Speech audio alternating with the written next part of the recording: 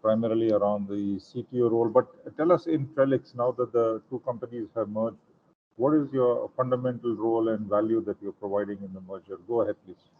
Yeah, so the title is Chief Scientist, but what that basically means is I run a team that focuses specifically on the threat. So the Advanced Threat Research Division is a team that really tries to understand how more capable threat actors are evolving. So understanding how the threat works enables us to better put intelligence into our products.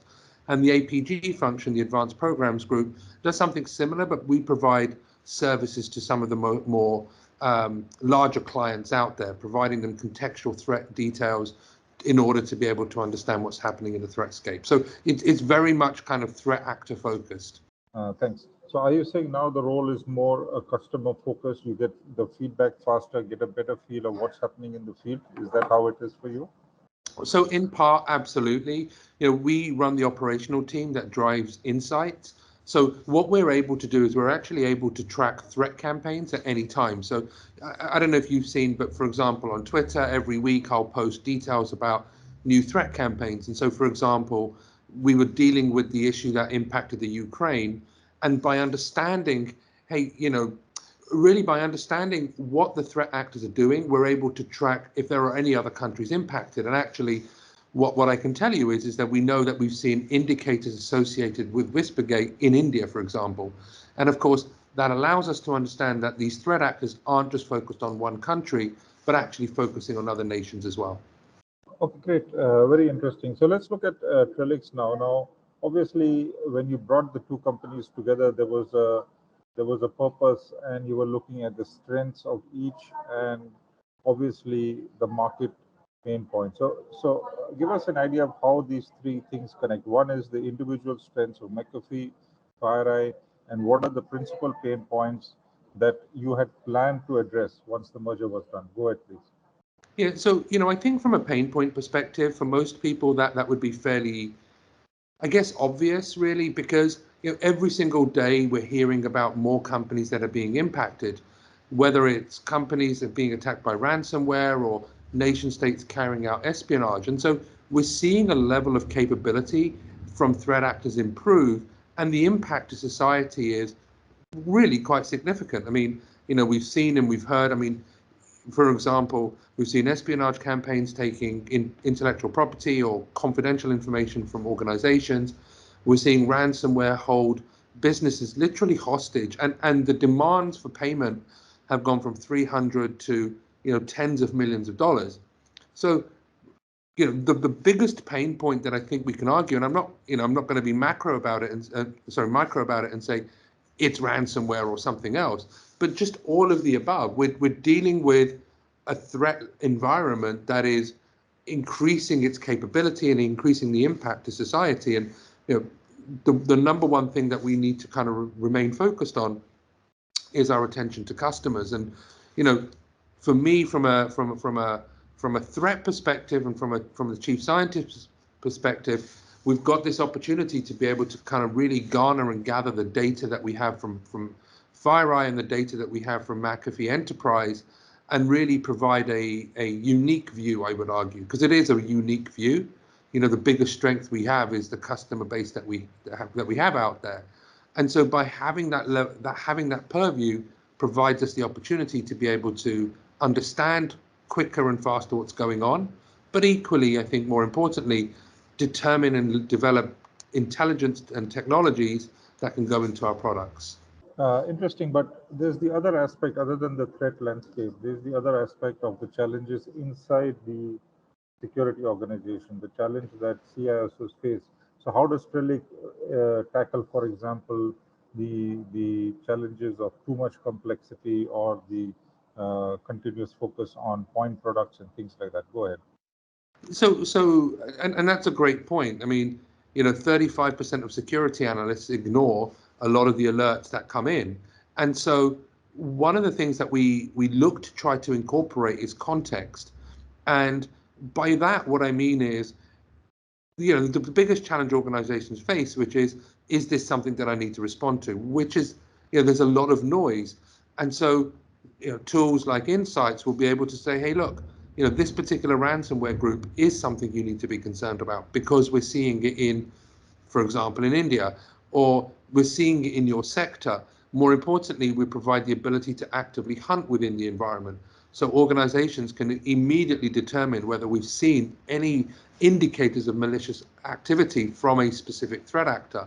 So a lot of what we're trying to do today is really provide that context so that organizations can really make the decision about, okay, well, which are the alerts that I need to focus on, or which are the campaigns that I need to focus on, or which threat group should I be concerned about, as opposed to, I clearly can't do all of this.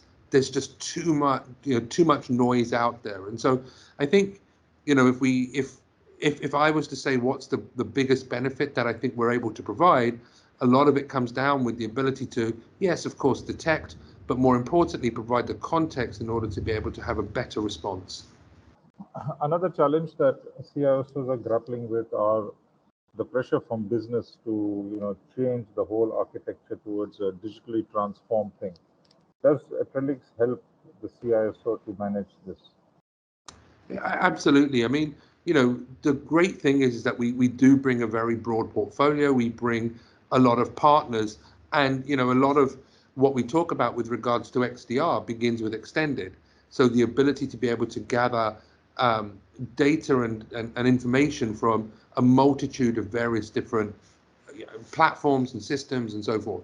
So actually, I think the fact that we're bringing the partner ecosystem from both McAfee Enterprise and FireEye probably gives us that ability to do that. And so, yeah, absolutely. I think, the premise of all of this is with regards to XDR begins with the X. Okay, interesting. And just to close the aspect about McAfee and FireEye, I'd asked you about the strengths that each one brings to Trellix. So other than the customer base, any other significant points that we need to know about what McAfee has brought in and FireEye has brought in? Go ahead. So actually, and I'll always answer this question the same way, which is, ultimately it comes down to people.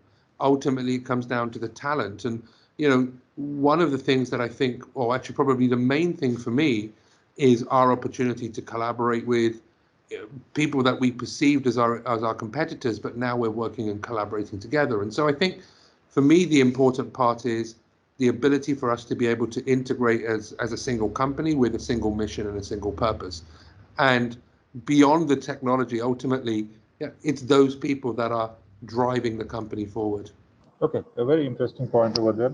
Let's go forward. Now, when Trellix was launched, one of the key themes which came out was about living security and the ability for the Trellix solution, whether it's XDR or something, to continuously learn.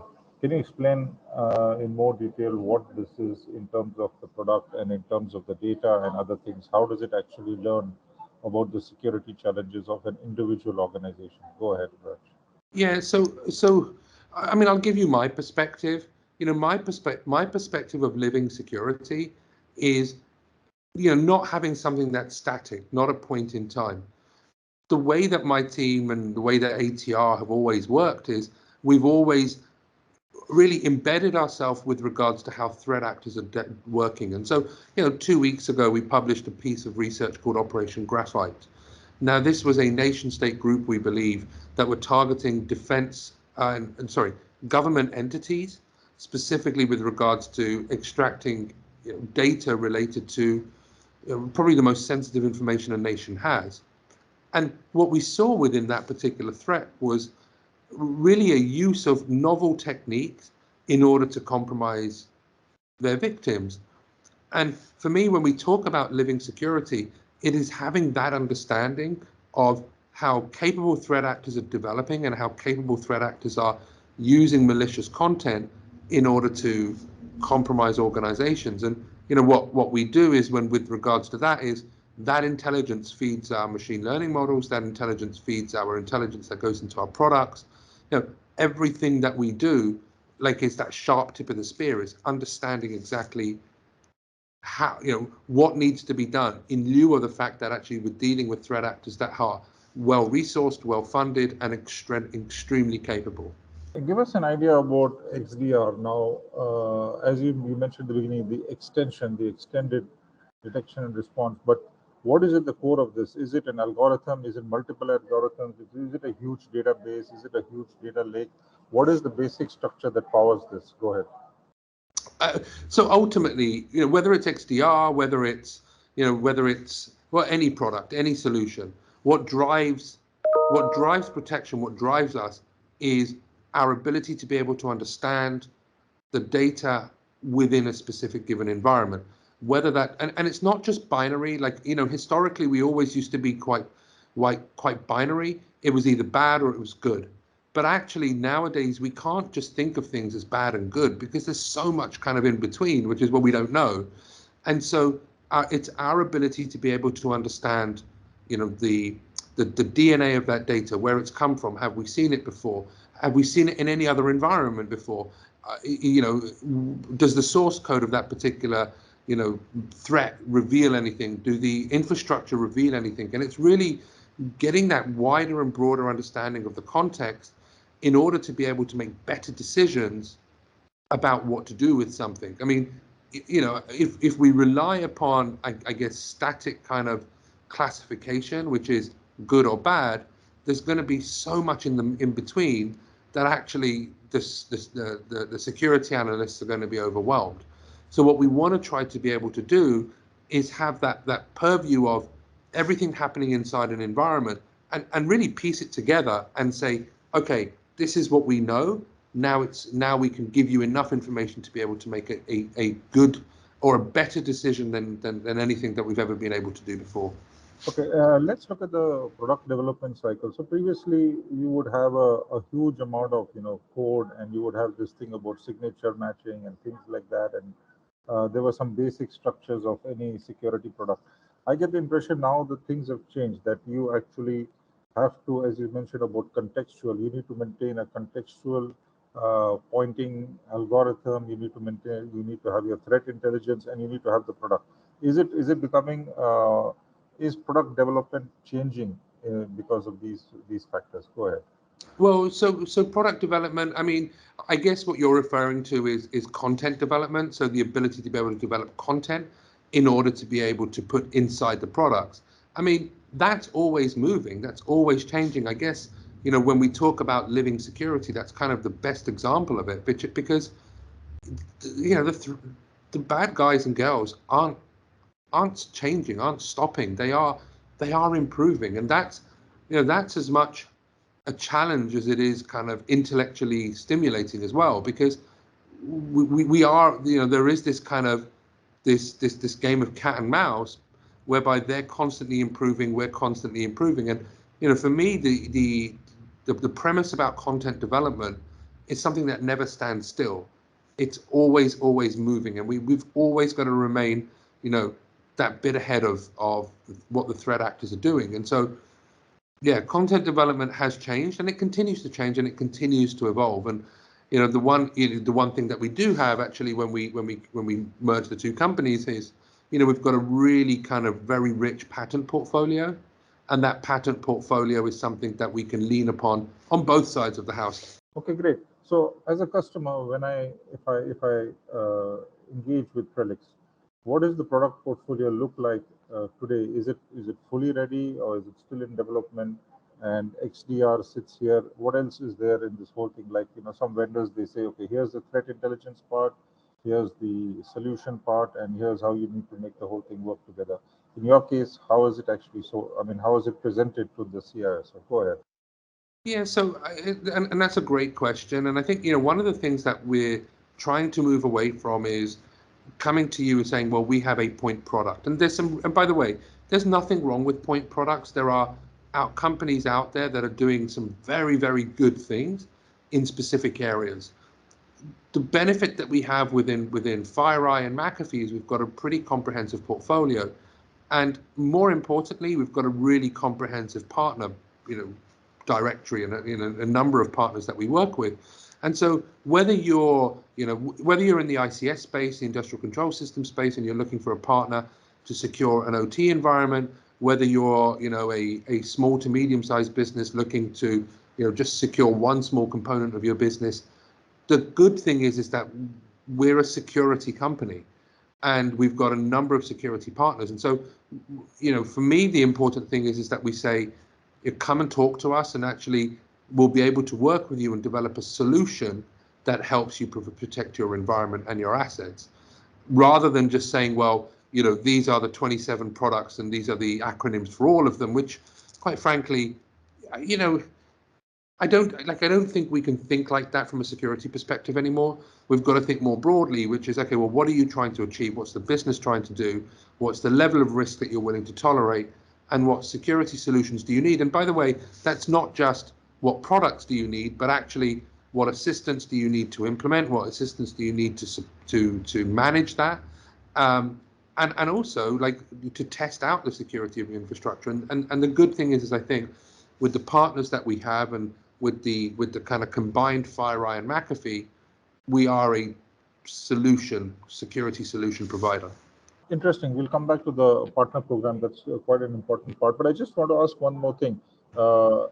Does the structure of Trellix, I mean, the way you made it now, fit in with certain vertical market segments? I mean, are there sweet spots where it fits in well, or is it still agnostic? It fits in across all the market segments. What's the current position? Yeah, so I think there are some sectors that have a level of uniqueness about them, and we have people here that are specific specialists. So, for example, my background is in the ICS space. I wrote a book about the subject. My background is healthcare. We've got so the good news is that we do have people that have industry experience across multiple verticals. There are some verticals that are going to be more specific about some of the requirements that they have or some of the challenges that they have. And so we've got teams that work closely with standards bodies or regulatory bodies to ensure that when we come and speak to people or when we develop solutions for companies, that actually we have something that is fit for purpose. Because I don't think we can say, yes, here is a one size fits all for every organization. Every organization has specific demands and requirements, and actually themselves will have differing risk appetites, so how much risk they're willing to tolerate. And of course, that will influence the type of solutions that they'll need. Okay, interesting that you mentioned about ICS. So quite a few of the industrial organizations, of course, enterprises have understood about the importance of bringing the OT and IT together. Does the Trellix look at this reality where, let's say, a gateway comes in and then you have data moving across? Is it actually built to function as some of the other ICS solutions, or that's still work in progress? Well, yeah, I mean, personally speaking, I think having a degree of segmentation is imperative. It always has been, but we have to acknowledge the fact that businesses today, are looking for ways to kind of erode this air gap. And even if they have an air gap, those air gaps are kind of eroded anyway, just by shadow IT, for example. So, speaking personally, I'd love to have more segmentation, but we have to accept the fact that actually businesses want that segmented network kind of almost eroded. Absolutely, there are 1,000 ways that we can do 1,000, but there's many ways that we can do this. For example, yes, we can segment. Yes, we can use things like data diodes. Yes, we can have kind of virtualized networks that kind of sit in between two. And when we've worked with companies, we've developed solutions that have been all of the above. I mean, there are some companies who've said, we absolutely want to maintain segmentation, others that have said, well, we don't. And so we've had to, and brownfield sites and greenfield sites become different as well. Where we have the luxury to be able to develop a true greenfield opportunity, then we can start with a blank piece of paper. Where we don't, then of course we have to try and figure out how we can maintain operations and availability of key systems while implementing a security system. So, yeah, I think ultimately, we're not here to kind of mandate it has to be done a certain way, but we're there to support organizations and provide them with a solution that will suit their requirements. Okay, great. Understood on the ICS side. Let's go to the channel partner thing. One of the points I happened to notice was that Trellix, the solution, can help the MSP models of channel partners. In which way can the MSP business be enhanced with the Trellix offering? Go ahead. So, look, fundamentally, we are going to be, well, we are one of the largest dedicated cybersecurity companies out there. But, actually, I want to be careful not to say the largest, because I'm sure somebody might point me out. But I believe, certainly one of the largest out there. But ultimately, we are absolutely dependent on our partners. I mean, we've continued to rely upon our partners, and we will continue to rely upon our partners. They will ultimately have tremendous relationships with their customers. And so in turn, one of the things that we do is we look to provide enablement to our partners as best we can. Myself, I speak at our partner summit regularly, provide them with details of the latest threats, the latest campaigns, what threat actors are doing, but more importantly, how our products and solutions actually protect against that. And today, for example, we published an advisory on Redline Info Stealer, where we walk people through, this is what you need to do to protect against this new threat. Next week, I believe we've got Bad Cat ransomware, which is a fairly new piece of ransomware. It's written in actually, I can't remember what it's written in. I think it might be, can't remember the language it's written in, but we know that it's fairly capable. We know it's fairly sophisticated. And so we're providing guidance to not just our customers, but also our partners so that they can enable their customers as well. And for me, a lot of this comes down to the fact that, we talk about trusted advisors. And of course, we want to be the trusted advisor, but equally, by extension of that, our partners are trusted advisors to their customers. So enabling them to be successful is in our best interest.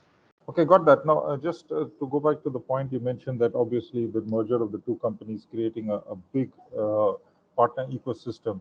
Any plans to rationalize that partner? I mean, you had one partner program for McAfee and FireEye. Is the partner program for the net company already in place? Anything which you would like to tell us about that partner program? Go ahead.